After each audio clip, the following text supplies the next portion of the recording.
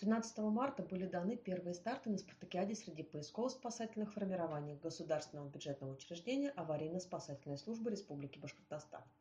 О том, сколько участников и команд примет участие в состязаниях, рассказывает главный судья спартакиады, начальник Центрального поисково-спасательного отряда Кабдрахимов Денис.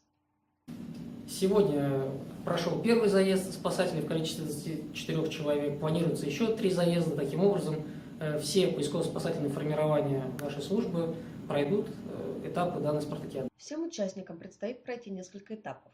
Некоторые из них исключительно командные, а на каких-то развернется личная борьба. В основном все этапы подобраны таким образом, чтобы участники смогли показать свои навыки, необходимые для проведения различных аварийно-спасательных или поисково-спасательных работ. Например, работа с веревками была представлена на этапах переправа и П-образный веревочный тренажер, для преодоления которого спасателям необходимо подняться по вертикальной веревке на высоту 8 метров, пройти горизонтальные перила и спуститься вниз. Умение владеть аварийно-спасательным оборудованием участники демонстрируют на этапе техногенный завал, где необходимо извлечь пострадавшего, погребенного под плитами после разрушения здания.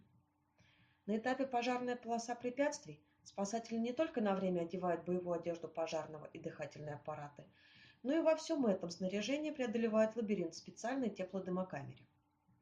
Также каждому участнику предстоит проявить себя в ориентировании на местности, бросании конца Александрова, навыках оказания первой помощи и продемонстрировать свои физические возможности в беге, подтягивании, приседании с грузом и отжиманиях.